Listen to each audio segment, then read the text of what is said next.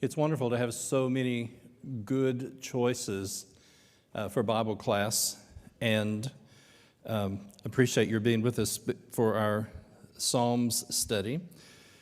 Just a quick note, May of this last year was 50 years from my first visit to Australia. Kent and I were students. I was a senior and he was a freshman, and James Baird was going down, and we asked if we could go with him. So I had asked the elders if could do an abbreviated visit in July and then go visit churches and get ready in the springtime in September and October. When we're there in July, the sun goes down at 5 o'clock, really 4:45. We don't heat our bedrooms, and if it gets down to 36 degrees and you've left Oklahoma July, I've been in 2 tracksuits, a sock cap, and 4 blankets if I'm by myself. And so to be able to go back and be with churches in the springtime will just be a real blessing. So while I'm gone, we're going to have a variety, and it'll just be a really nice blend of different guys, and we're still finalizing some of that. And I've told them there's 150 choices. You look and find one that you really feel strong about that you'd like to do. And so while I'm gone, then those guys will fit in. Can we find the one with the long outline with the cross on it? Yes, thank you. What I want to do tonight is, it's nice to kind of have a context for where something takes place.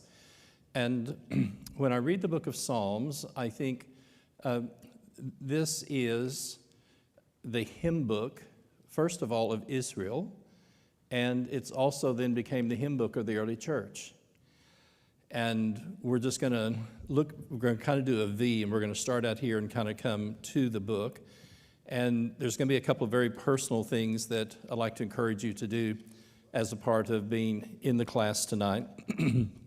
But the first thing, and this will come out as we go through the book, Kurt Castleman was an evangelist at the Ridgecrest Church for a number of years, and his home Bible study with non-Christians was this timeline. And then he would kind of start and talk through different things and different events. And what I find helpful is that for a lot of people, we have heard of some of these biblical people, but we don't have any kind of a time frame, time reference to put them in. And so when you look at the first 11 chapters of Genesis, I just think of the word universal.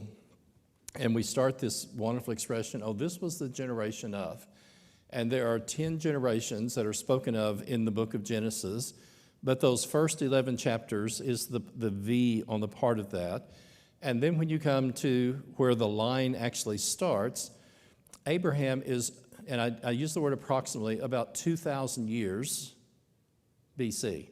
Some will put him in the 1800s, but for our purposes, this will kind of give us a ballpark figure. And what I want you to notice is that, and we did this when we did our Old Testament classes earlier, but still, if this is the cross, it always helps me to think Abraham is as far before the cross as we are after the cross. And do you remember Paul says in the book of Galatians, for as many of us who are baptized into Christ have put on Christ, for if you are Christ's, you are Abraham's seed and heirs according to the promise.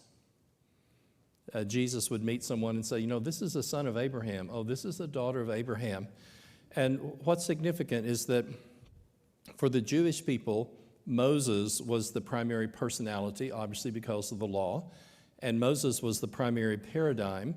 But when you come to the preaching and teaching of the early church, then they're going to go before Moses all the way back to Abraham and speak about the promises that God made to and through Abraham roughly 500 years before Moses.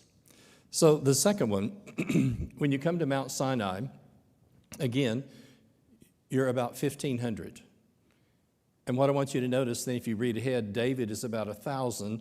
So the three kind of major figures in the Old Testament are all approximately 500 years apart.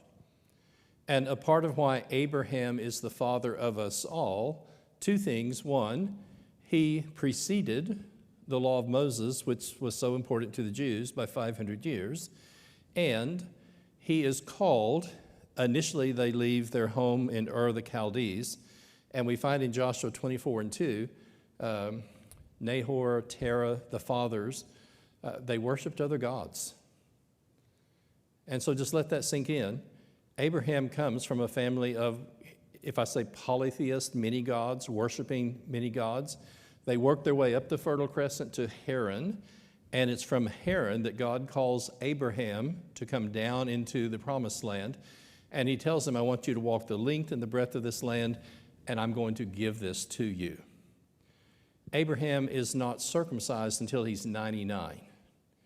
And when Abraham believes God and it was counted to him as righteousness, I think it's Genesis 15:16, then all of this happens, one, before he's circumcised, and it happens 500 years before the law.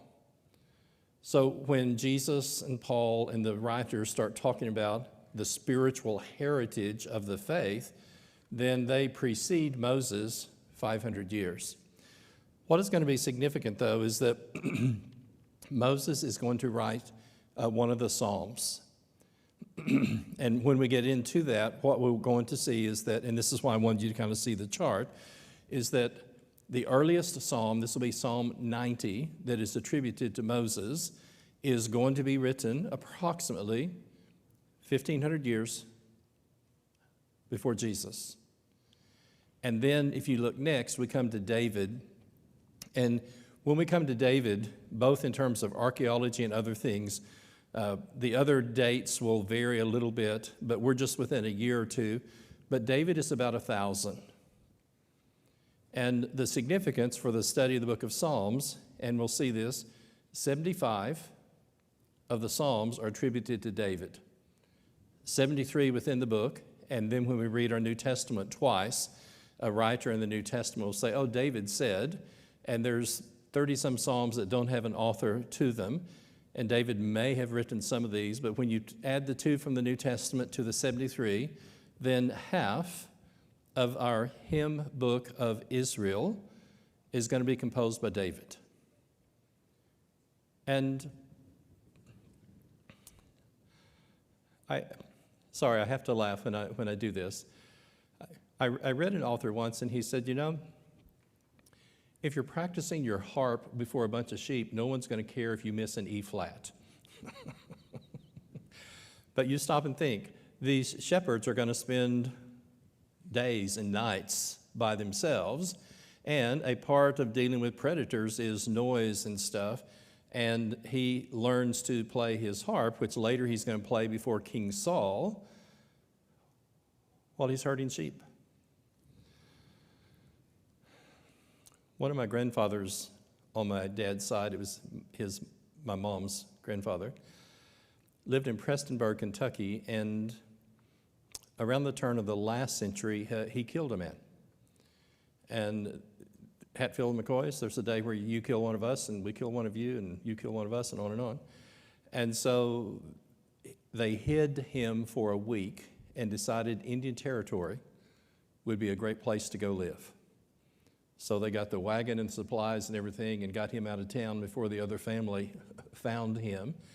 And they ended up a few miles south of Elk City when it was all said and done. He lived to be 100 years old. I assumed when we went to their house in Elk City that those cylinders out in the chicken house were for mash and grain and stuff because we had chickens. No, he brought the family recipe with him, and he was doing moonshine in the chicken house. But he had it close to all the chicken stuff, so you couldn't tell he was actually doing the family recipe he had brought from Kentucky with him. Lived to be 100, and the day he died, my dad always went and visited with him. And Grandpa Marshall said, my dad's name was Marshall, and he said, Marshall, he said, I want to tell you something. He said, the sweetest sound I ever heard, he said, of course, there's a lot of rivers in East Tennessee. He said, I had 2 rocks down on the river, and he said the fog would be above the river, and all of these guys who are floating rafts of logs down the river at night, they all have instruments. So they can hear each other if they run into each other in the night. And he said there would be banjos, there'd be juice harps, occasionally a fiddle or something. But he said the sound would be trapped between the fog and the river. So Wayne, he said, I would go and listen to the most marvelous concert that you've ever heard in your life. And I had these 2 rocks, and I'd put my ear just on top of the water. And he said for miles, I could hear these guys playing up and down the river as they floated down. Well, their music was a way of safety and preservation. Well, guess what? And I still just get the chills. We had sheep from the time I was 6th grade till I went to college. He starts talking about rescuing a sheep from the mouth and paw of a bear and a lion. And so having this harp and learning to play was something that was a part of his growing up. And the skill that he earned and learned as a musician herding sheep later became used by God to be involved in writing half of Israel's hymn book. But he's also the king. And so from the time, and it may be up to 20 years that Saul is chasing him, we don't know exactly. I have a dear friend, Harold Shank, who's deep in the Old Testament. He said it might be as long as 22 years that he's a man on the run. And when you read the Psalms written by David, hiding from Saul in the cave, most of those you could write on the back of a 5x7 envelope. And you stop and think, going to sleep at night and the king and his army is hunting for you. And here's what's important. While Saul is chasing David, David is still pursuing God. And we're going to read these Psalms that will be written during that trial time. And then, as he becomes the king, then there'll be Psalms that will be written about him as the king. And guess what we're going to have in type and shadow? The physical king of Israel is going to foretell and write very specific things about the King of Kings and the Lord of Lords, who rides into Jerusalem on a donkey and is crucified as the King of the Jews. And so when I think of the book of Psalms, and that's why I wanted you to kind of see the timeline, then I think of kind of like a pyramid at peak, that when I read the book, our earliest psalm is going to be Psalm 90. So we're going to go all the way back to Moses. And I always have to wonder how many millions upon millions of people have read these wonderful hymns and psalms through the centuries. And every time I read Psalm 90 from Moses, I hear a wise old man say, teach us to number our days so that we may get a heart of wisdom. And so that's going to be, again, context. Our earliest psalm with a title on it is going to be with Moses, 1500. We're going to do the next part pretty quickly. After you have the 3 kings, Saul, David, and Solomon, the kingdom divides in 931, and you have the split between the northern tribes, Israel, the 10 tribes, and they're going to last until 721 when they're taken into Syrian captivity. Judah is going to continue alone, and when you see the little line beneath, there are 3 captivities that take place. Nebuchadnezzar comes the first time in 606, and in 606, you can just make a mental note, that's when Daniel is taken into captivity. Then he comes back, 598, 597, Ezekiel, who's going to be among the captives, is taken away, and then the city is finally destroyed in 587, 586. And so we're going to have 3 times that the city is captured, and as we'll see, Lord willing, next week, there are psalms that are written about, Lord, the temple's been burned. The walls have been broken down.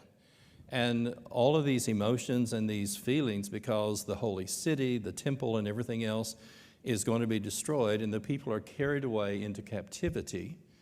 And there are then going to be psalms written while God's people are in captivity. 137. We hung up our lyres on the willow trees when our captives said to us, "Oh, sing to us some of the songs of Zion." Well, the captives knew that the city was in a state of ruins. So just kind of say, rubbing salt in, they would say, sing, belt out these songs about Zion. "O Jerusalem, Jerusalem, if I forget you, may my right hand wither and may my tongue cleave to the roof of my mouth if I do not hold you above my highest joy." And so these strong emotions and feelings of the people carried into captivity, and while they're there, are also going to be written. And like I said, later we'll kind of see where some of those psalms are. So even when Jerusalem's destroyed, the people in captivity, then the psalms continue to be written. Quick footnote. Daniel is a young man when he's carried away into captivity. We're not given an age, but 12, 15, because he, Shadrach, Meshach, and Abednego are enrolled in kind of the Babylonian University. So they're not little bitty boys. And then we find in Daniel chapter 9 and verse 2, he says, "While I was reading the book of Jeremiah," and every time I read that, I just kind of get the shivers. Here is Daniel carried off in the royal house, and here he is 900 miles away, because you can't go straight across. You have to go all the way up to the top, Syria, and then come down. And here he is 900 miles away, and somehow he has a copy of the book of Jeremiah. When you read in Jeremiah 25 and 29, Jeremiah, who is in the city when the city is destroyed, writes by inspiration, "You're going to be in captivity for 70 years. So add whatever time you want to put. Do you want to make him 12? You want to make him 15? Add 70 to that. And the reason this is significant, and again, we've done this before, did anyone else besides me have flannel graph in Bible school growing up? Okay. My flannel graph had Daniel as a young man. Okay, by the time the city falls, remember the handwriting comes on the wall, "Mene, mene, tekel, parson," and that night the Persians diverted the Euphrates around the city and marched in, and the city fell. And so Daniel is at the top of the Babylonian. He then rises to the top of the Persian. But you have to add 70 years to how old he is when he goes into captivity to get him in the lion's den. He could be 85 or 90 years old. He is an old man when he is finally put into the lion's den toward the end of his life. And so while all of these things are going on historically, God's people continue to write psalms and hymns. One last thing, and if you want to write this in between the 536 and the cross, the first time Ezra comes back, most people feel like is 458. And so the people are in captivity, groups start coming back. The first group are going to come back, like I said, 70 years on the dot. But Ezra is going to be in 458. And then when you read Nehemiah, Ezra and Nehemiah together, this is easier to remember. It's 3 4s, 4, 4, 4. And we'll see this next week. We will be able to notice a family of singers that start with David at 1,000. And every time there's a restoration movement, every time we're going to do this like our father David, we go find someone from the family of Asaph. And we can account for, like I said, this will be a part of what we'll do next week, we can account for 600 years of faithfulness of the family of Asaph. And a part of why I wanted to start with this and for you just to see the timeline is that will kind of help you to see kind of the breadth of the book when you read the book of Psalms. And it will help you to kind of see, yes, we start all the way back with Moses, about 1,500. The majority, in terms of 75, are written during David. But then as God's people continue to have things that happen, and a lot of them are not good, then Psalms, continue to be written, and that continues to be a part of God's people. I'd like for us to go to, if we can do the one with the squares. And we're not going to spend very much time here other than, again, context. If you notice, the first 7 time periods, before the flood, after the flood, the patriarchs, captivity, wanderings, conquest, and judges, all of this just run linear through the books as they take place. But when you come to the 8th time period, the United Kingdom, the majority of our books of poetry are going to be written during the United Kingdom. And so I underlined David. You'll find him in 2 Samuel. But if you'll notice, here's Psalms, and the majority of our Psalms are going to be written during this particular time. I'll just leave this with you. For years, a little bit smaller, I have carried a copy of this with me in the front of my Bible. And if someone says, oh, we're going to read from Amos tonight, I can go through really quick and say, oh, okay, here's Amos 7:65, and just have some context for that. So we're not going to spend a lot of time on that other than you can see where the biblical books are written. And when you look at the Old Testament, and I'm trying to do like a sideways V, the books are very straightforward. And then by the time you come to the Kings, then we're going to have Psalms. We're going to have Proverbs attributed to Solomon, Ecclesiastes, Song of Solomon. The prophets, however, don't start until after the divided kingdom. So if you go back to that original first drawing, our prophets aren't going to start until then. The prophet Isaiah, his ministry is going to run roughly from 740 to 700. So Isaiah is involved in his ministry when the northern 10 tribes go into captivity. Jeremiah, the weeping prophet, he is going to be in Jerusalem when Jerusalem falls. And that will give you a context from that. If you go back to the sheet with the line on it, I want to do one other thing about our books of poetry.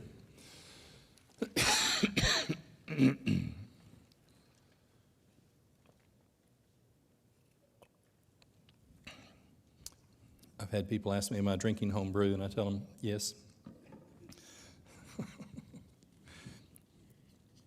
Herbal mullein for drainage. It didn't come out of my grandfather's chicken house.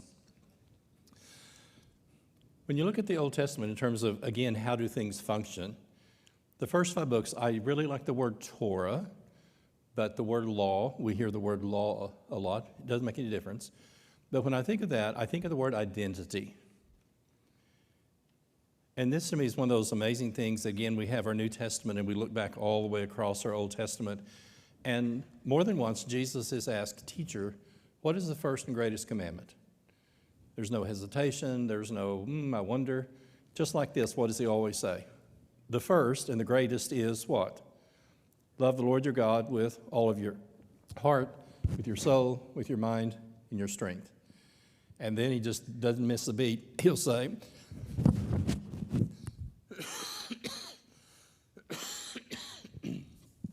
the second is like unto it.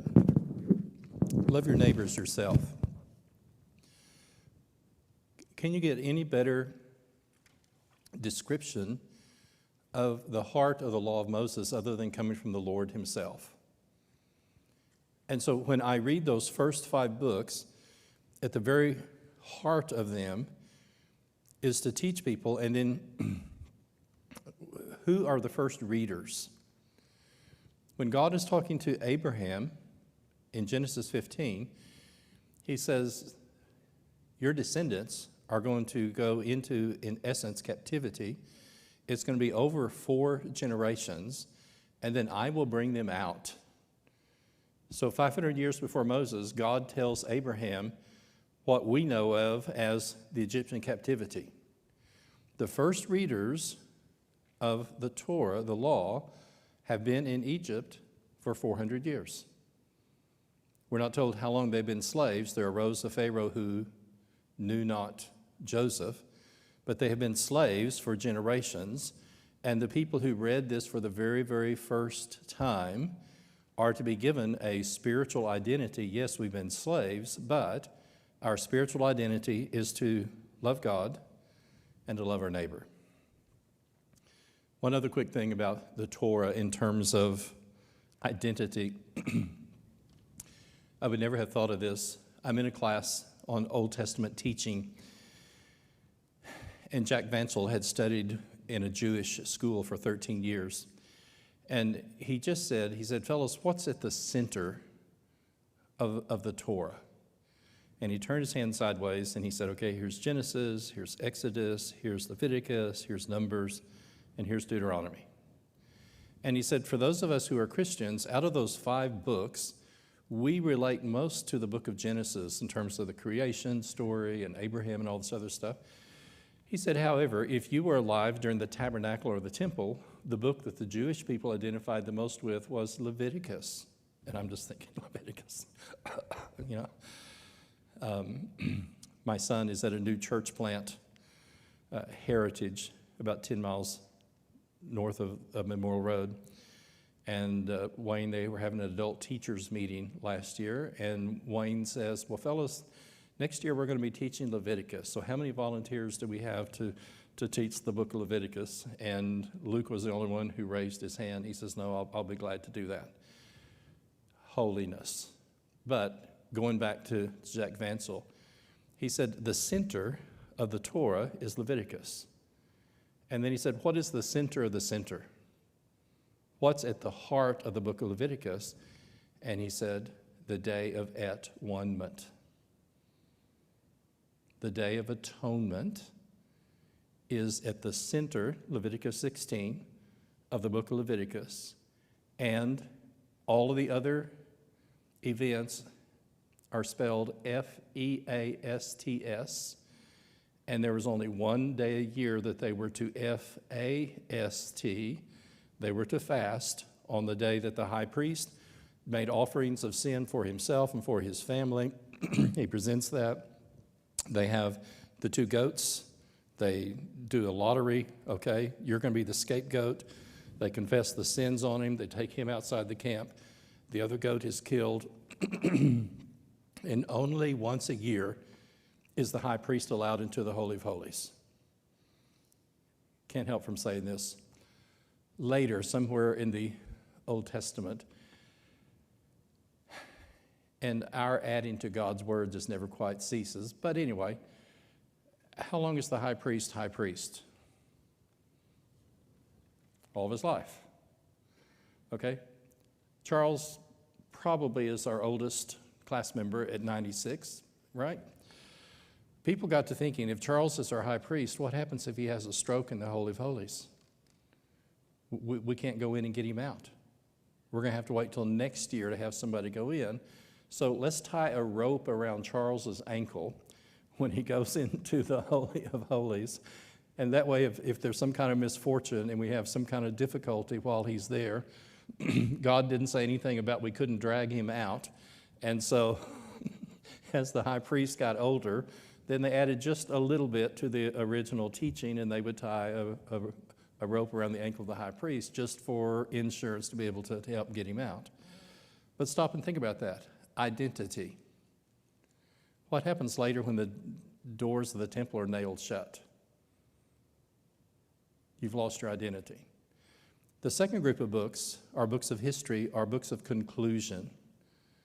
They tell us how well God's people kept their spiritual identity. I still shudder. Judges 2 and 10. There arose a generation that knew not the Lord. They didn't know the things that God had done through Moses. And every time I read that, in my mind I go, dun, dun, dun, dun. Oh, he was not like his father David. Oh, Hezekiah, he was like his father David. The books of history are going to give us conclusions. And this is why we did this. When you come to the books of poetry, and most people think Job is probably about the time of Abraham. And again, back in my Old Testament class, Jack Vansel said, when I read the book of Job, I read it within the context of an Arabian sheik. He said, look very carefully. There's nothing about Jerusalem. There's nothing about Abraham. There's nothing about the feast and the other stuff that has to do with Moses.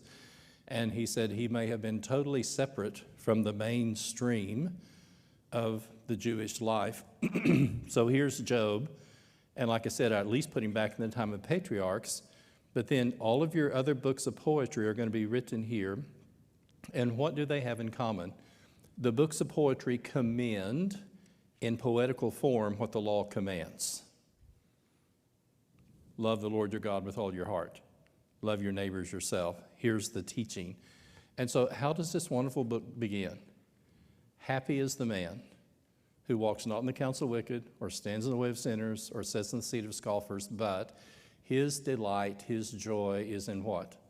The law of the Lord, and in his law he meditates day and night. That man will be like a tree planted by rivers of water. He brings forth his fruit in his season. His leaf also will not wither, and whatever he does will prosper. But the ungodly are not so. The wicked will not stand in the judgment of the righteous, for the Lord knows the way of the godly, but the way of the ungodly will perish. So what happens in our introduction to the book of Psalms? We're going to commend in poetical form what is commanded by the law. And the reason I wanted you to kind of see this is that underneath all of these books still is that sense of identity. When we come to our books of the prophets, two things are very important. One, and I spell F-O-R-T-H, a prophet will stand up and speak to the people of his day and basically say, you're not keeping your identity. We had a memory hook for our children. We wanted to know all the books of the Bible by the time they were 5. And like, for example, and again, your grandkids wouldn't get this, but Hosea married a wife who went around saying, golly, her name's Gomer. Said, wouldn't bother trying to tell your grandkids, they wouldn't get it. But Hosea asked the prophet to marry a lady off the street to demonstrate God's love for them. Joel is a locust plague. Amos is angry at how the poor are treated. But what I want you to see is that when a prophet stands up and especially says, thus saith the Lord, and if we had a chalkboard, we would do this. If you start wherever the prophets are, and like I said, they begin after the divided kingdom all the way to the end, the prophets are calling the people back to Mount Sinai, to the law of Moses. And how does the very last prophet end? Oh, remember the law of Moses. And I will turn the hearts of the fathers to the children and the children to their fathers, lest I come and smite the land with a curse. And so for the people who are not keeping their identity, the prophets will stand up and say, thus saith the Lord, and they will speak forth like a microphone to the people of their day. Through inspiration, though, the prophets will F-O-R-E, they will foretell the coming of the Messiah. We find that the men of old inquired and they looked, wondering what spirit within them was prophesying the coming of Christ, even the things that angels longed to look in. And could he have had any idea of what he was writing? Isaiah, who has believed our report? And to whom has the arm of the Lord been revealed? He will grow up before him as a tender plant, like a shoot out of a dry ground. He has no form or comeliness that we should desire him. He is despised and rejected of men, a man of sorrows, upon whom God has placed all of our grief. He's going to be smitten and all these other things. He will be a man of sorrows and acquainted with grief. Can you imagine, as a young man, what happens to Jesus when he reads this and say, this is me? Oh, the Messiah will be born in Bethlehem. And over through inspiration, there's two different directions that the prophets, one, they call the people back to, here's the Mount Sinai, here's who we're supposed to be. And then, at the same time, by the Spirit of God, they foretell the bringing of things in the future. I'd like for you to turn to the second page that talks about Israel's writing as a hymn book. We won't get all the way through this, and Lord willing, we'll pick this up and then add to it, Lord willing, next week. Growing up, our congregation sang out of this wonderful Christian Hymns number 2, edited by Elo Sanderson. And while I'm actually studying a class on the book of Psalms, Brother Sanderson came to chapel at our school on his 75th birthday. And we were able to, he made a presentation, we were able to ask him questions and things. And as he talked about this, he said, don't ask me why. And he kind of looked around. You know, here he is, 75, he looked around. He said, don't ask me why. But he said, for some reason, in the 30s and the 40s, when we're writing our hymns in our hymn book, our brethren would not sing a song if they knew that the same guy had written the words and the music. And he said, don't ask me why, but for some reason there was an aversion to singing a song if the same guy wrote the words and the music. If you'll turn the page over to the very back, this godly saint at 75 confessed. He said, my mother's maiden name was Vanna R. Ray. And he said, there are 13 hymns in Christian Hymns number 2, to which I wrote the words and the music to, but I couldn't put L.O. Sanderson on both sides, or people, one, wouldn't have sung the songs and they wouldn't have bought the hymn book, because he said, I don't know why, but he said, Vanna R. Ray. Samuel Clemens, we also know him as Mark Twain. And so he did a pen name for songs that he had written both the words and the music to, so that we would actually sing his songs and actually buy his hymn book, and for some reason we wouldn't do that. Well, if you are the editor of a hymn book, guess what you get to do? You get to decide which hymns go in the book. And so we'll come back and talk more about this, go back to the page on the writing of Psalms. But go ahead and look down, because we'll touch on this again next week. When you read through the book of Psalms, you're going to find 5 different collections. And the first one is going to be predominantly about David. Memories at 34 out of 37 are written by David.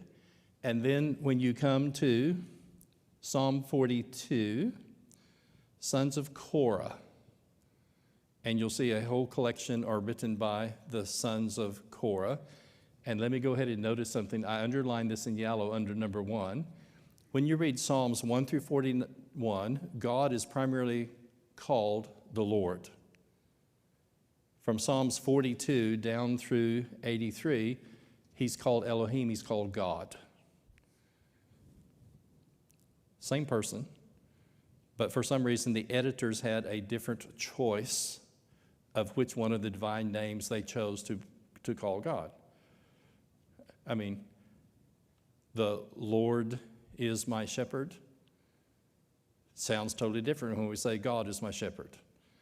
And again, we're going to have different editors who are going to work with and through these books. We're going to touch on this family next week when you come to Psalms 73 through 89. Here's the sons of Korah. And next week, I'll introduce them as the Osmonds and the Jacksons of the Hebrew family. And as we're going to notice, we can account for 600 years. Every time there's a restoration movement, even down to we're with Ezra and Nehemiah in the mid-400s. Oh, we're going to have this process. We're going to go around the walls of Jerusalem. We're going to dedicate the walls. And guess what we do? We're the sons of Asaph. And so when you come to the 3rd book of Psalms, then I think the editors, like L.O. Sanderson was the editor of this book, are primarily going to be the descendants in the family of Asaph. When you come to the 4th book, it opens with, and here's our oldest psalm, Psalm 90, and that's why I wanted you to see this, 1,500 years before Jesus. And the majority of the psalms in the 4th book are either going to be about nature or they're going to be about God leading Israel. And what did Moses write about in Exodus, Numbers, and Deuteronomy? And the majority of the themes of the Psalms in the 4th book kind of flow in harmony with the life of Moses. And as far as we know, that's the only psalm that he wrote, but the collection. And so notice this. You're going to see the trees clap their hands. The seas are going to sing, and all these wonderful imageries of nature. And Moses starts with, in the beginning, God created. When you come to the 5th book is the largest number of collections of varieties of different psalms that we have. Like, for example, and again, we'll touch on this next week, Look at all these psalms that are written after the exile that are in the fifth book. And you go through this 107, 116, 18, you go through, there's a whole group of psalms, and like we said, we're going to start with Moses, the peak is David, and then here are these people in captivity, and you stop and think, if you're 900 miles away from home, your heart is still there. We moved to Sydney when we were 26 years old, and we only came home once every 3 years. I promise you, if your mom sends you some Oreo cookies 2.5 years after you have been living halfway around the world, they're a real treasure. And then you stop and think, Daniel, Ezekiel, these other guys, they never came home. And so a part of this collection are going to be these heartfelt psalms of exiles who are away in captivity. The Hallel is Psalm 113 through 18, and we're going back to the Passover, when we kill the Passover lamb, and let's do the temple, which is a little easier, it's a little bit later. But there were usually 3, can I use the word killings, okay? They would bring the lambs in, they would lock the doors, get ready, a little bit gross, but this is what happened. They would bring the lamb up, and then the priest would slit his throat, have the basin, and then pass some of the blood back. Over here on the side, descendants of Asaph and some others would be singing Psalms 113 through 118 while they're killing the lambs. So when all these lambs are killed, we open the doors and they all leave. Can I hear squish, squish, squish? Imagine all of these lambs have been killed. These people go home, they start preparing the lambs. We're going to run a piece of wood through it. We're going to skin him and gut him, and then we're going to rotisserie him over a fire to get ready for the Passover that night. And we have to have all of this done before dark. Well, then the second group comes in. They close the doors, and there were 3 different times that they had the killings of the Passover lamb.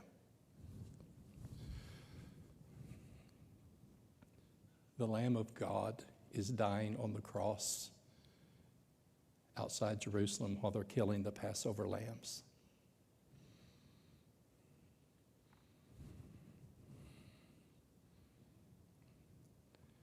The light of the world is dying in 3 hours of darkness while they're killing the Passover lambs.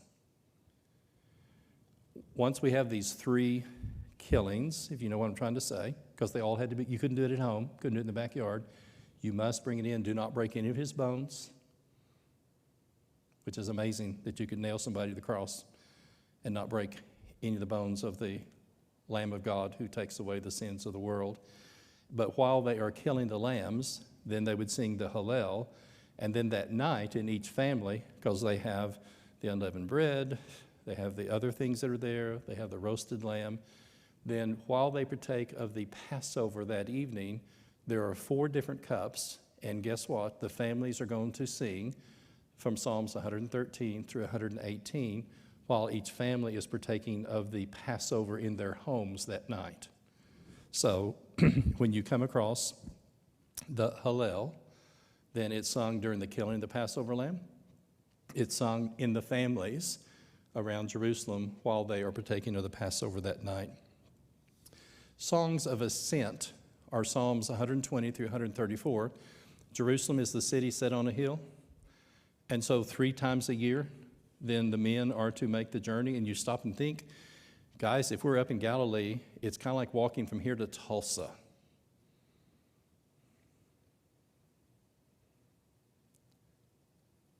Greg, how long would it take you and I to walk to Tulsa?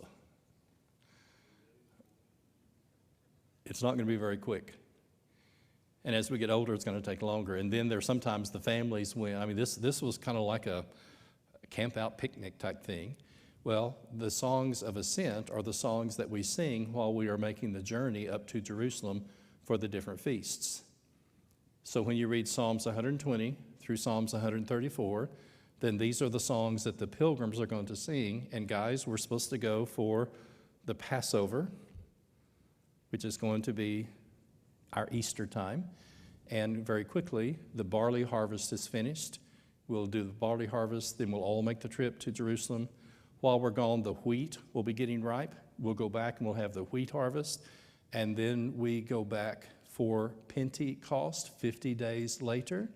And then October is the beginning of the new year. There's the Feast of Trumpets, the Day of Atonement. And then my Jewish friends would shudder. The Feast of Booths or Tabernacles is kind of like the Jewish Thanksgiving. It's the fall, we've gotten all the crops in and everything else. And guys, we make the trip back again. And so the songs of ascent, 120 through 134, are the songs that the pilgrims sang as they make the journey back. We milked 6 to 8 cows by hand each day. We had chickens, pigs, sheep, calves, and everything else. But on Christmas morning, my dad wanted to be at his in-laws' house when the sun came up, and they lived 30 miles away. So we would start somewhere around 4:30 to get all the cows milked, all the chores done, get a little bit of breakfast. We're going to eat more at the Adams grandparents. And we would take off in the dark and head down through the breaks to get there. Our family would sing "Over the river and through the woods, to grandmother's house we go, the horse knows the way to..." We had no horse, but that was the song that every year that we would just sing as we were going to my mom's folks for Christmas, and we just all knew at some point as we got closer. And my dad wanted to watch the first rays of sun come up in his father-in-law's front yard. And so our family sang "Over the River and Through the Woods" as we made that pilgrimage down there, and that was just a part of our family history.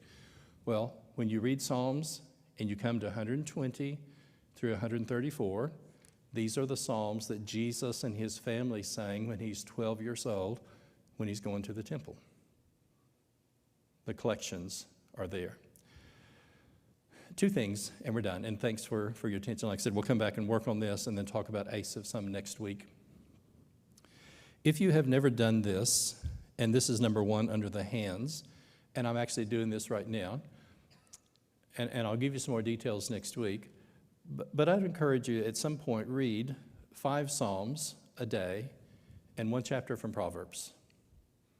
And I know the month has just barely started, and you can start wherever, but when I was in school in Memphis, Carl Burkeen came and talked about his quiet time with God. And he said, I get up an hour before my wife. She loves the smell of coffee, put coffee on. But he said, I sit down and with scriptures, and I have this quiet time with God before anything happens. And then he paused and he said, fellas, he said, the most helpful thing I've ever done in my spiritual life is the reading of 5 chapters of Psalms and 1 chapter of Proverbs each day. I started doing that in 1975, and virtually every year, especially in January, that's a part of getting the month started because you have no idea what's going to happen through the year. And usually 4 or 5 times through the year, then I'll just stop, and you stop and think, what is to be our identity? The first and greatest is love God, heart, soul, mind, and strength.